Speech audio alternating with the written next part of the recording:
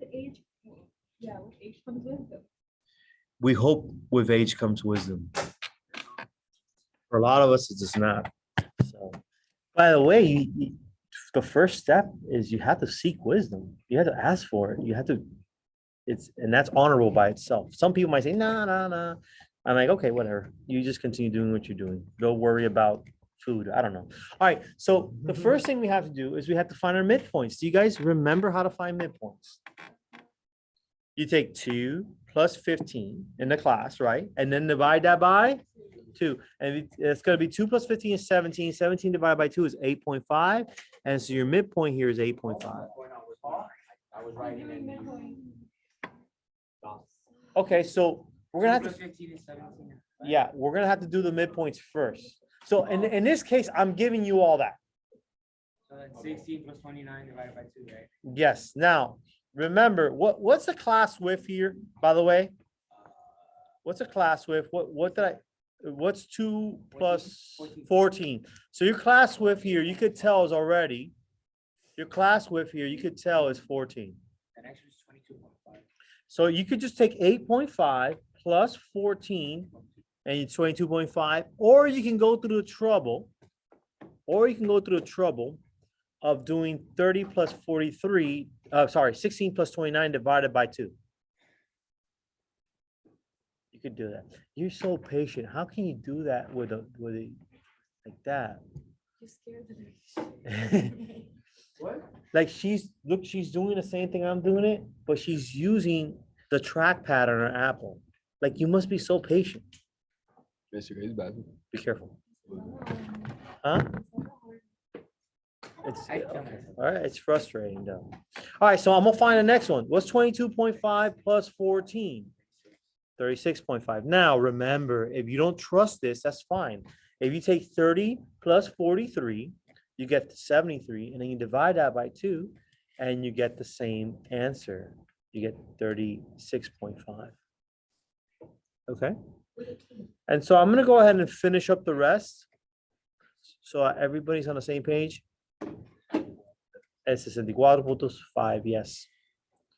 And there we go. We have our midpoints. That's 54? That's 50. 50. 5, 4, 3. That's where the numbers it says 1, 5, 4, 3. That's just determining how much numbers are within the 2 and 15. Yes, those are the frequencies with each of your respective classes. Huh? Of course. Be careful. Yes, be careful. Okay, so now, before I continue doing this, I want to go ahead and ask you to find the mean. So the question that comes up is find the mean of the above. Frequency distribution.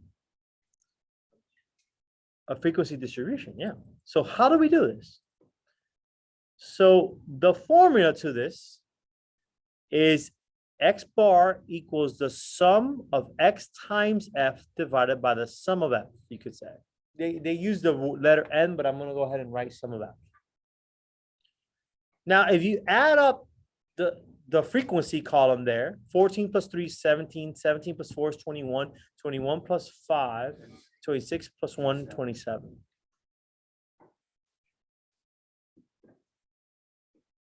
But who's going to be our X? And the reason we created this midpoint here is because this midpoint is going to be our X. It's the representative of each of the classes. So I'm going to create another column here. It's going to be to the left. This is an artificial column I'm creating. I'm going to call this our X times F. And you're going to take, and let me just separate that so you can see it. X times F.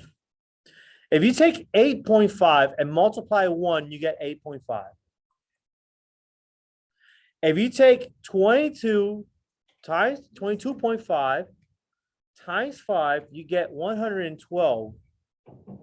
And let me write that nicer. I'm doing it like really scrunch up because I'm on the border there. If you take 36.5 and multiply times 4, you get 146. If you take 50.5 and you multiply that times 3, you get 151.5. If you take 64.5 times 14, you get 903. And now, if you add up all these numbers here, the sum of x times f, 903 plus 151.5 plus 146 plus 112.5 plus 8.5, you get 1,321.5, which is going to be the numerator of this formula. 1,321.5 divided by 27 will be an approximation to your mean. That will be an approximation to your mean. And so this comes out to 48.9, approximately.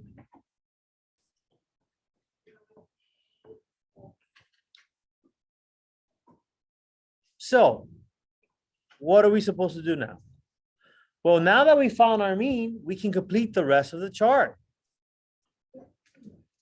We can take x and subtract the mean. What is our first x here for this guy? What will we use? The midpoint, correct. 8.5 minus 48.9. Now we're rounding our mean, but that's okay. So we get negative 40.4. The next one will be 22.5 minus 48.9. That's negative 26.4. Then you get 36.5 minus 48.9. That's negative 12.4. Then you take 50.5 and subtract 48.9. That's 1.6. And then you take 64.5 and subtract 48.9. And that's 15.6. And in this case, since we're estimating, we don't have the access to the individual numbers, our sum of our deviations is not going to be 0, so we're not going to worry about that. Now, what's next is we have to square all these numbers. If you square a negative number comes out positive. So we're careful with that because sometimes our calculator will lie to us. It doesn't lie, it's just it doesn't know what we're asking for and we're being careless. So 40.4 raised to the second power is 1,632.16. And then 26.4 raised to the second, you get 696.96. 12.4 raised to the second, that's 153.76. 1.6 raised to the second, 2.56. And 15.6 raised to the second, that's 243.36.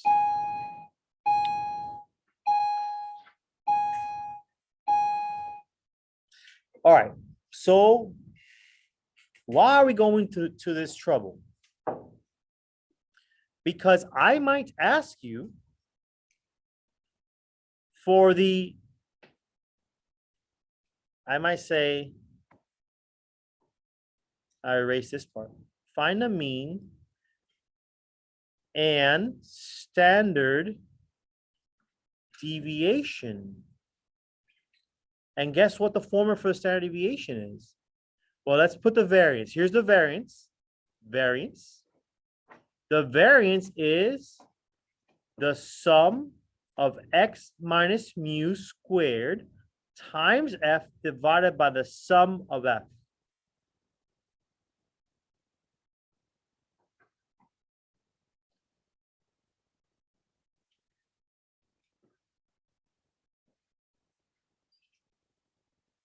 Now, since this is a sample, yes, Mama. 1 second. Let me go to my Teams here to make sure.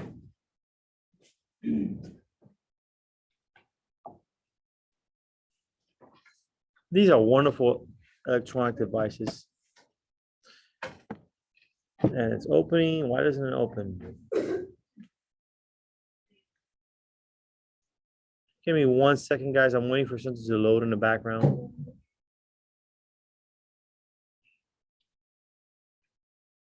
Come on, computer, load. All right, doesn't matter. I'll just go back to it. So in theory, this should be -1 because it is a sample. Very important.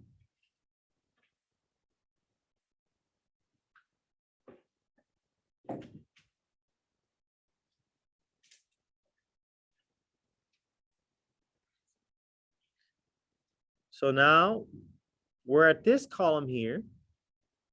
So realize that the sum of x minus mu squared times f will be the numerator here. So now you're supposed to take 1,632.16 and multiply it times 1. So that's 1,632.16. But the next one, 696.96 times 5. And now you get 3,484.8. Yes. Put it on my desk, please. Throw it away.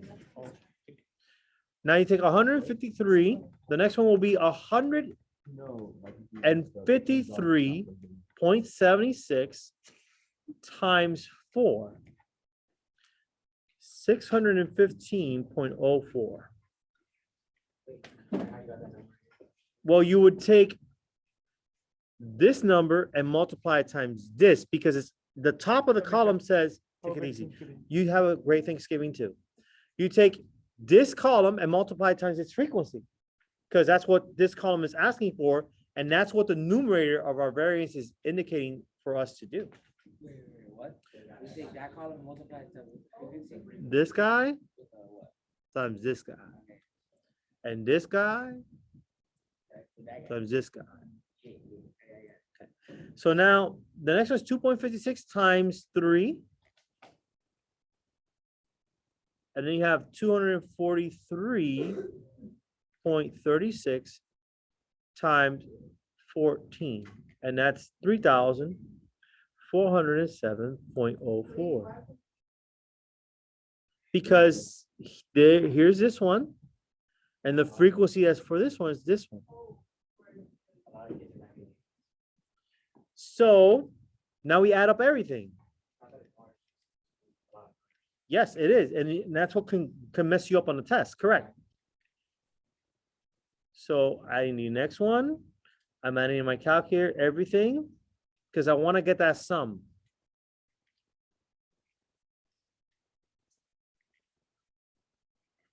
So I kept everything in memory in my calculator and I added up everything. I get 9,146.72.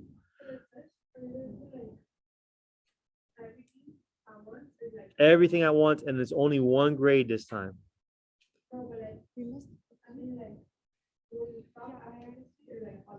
All of it.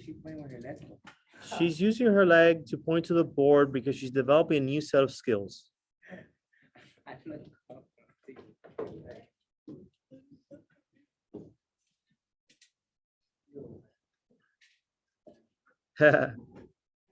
So now we take 9,146.72. Oh, wait, since I'm using, guys, 1 second. Since I'm using mu, let's just make this sigma then. Sigma. So I'll take out the 1. And I'll go ahead and use mu over here as well. So please change that.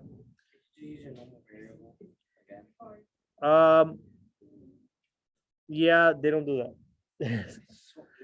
All right, so we're going to divide this by 27. So we'll keep this as a population. So you take 9,146.72 divided by 27. And we have 338.8 basically. But that is our variance. Is that our standard deviation? No. How do we get our standard deviation? we take the square root of our variance. So you gotta get the square root of whatever that comes out to. Now, I would keep it in memory in my calculator if I were you. I would keep it in memory.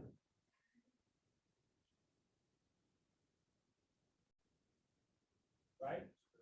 So if you kept that in memory, you just take the square root of 338 point whatever. And let me write that square root of that answer. And it's going to be approximately 18.4.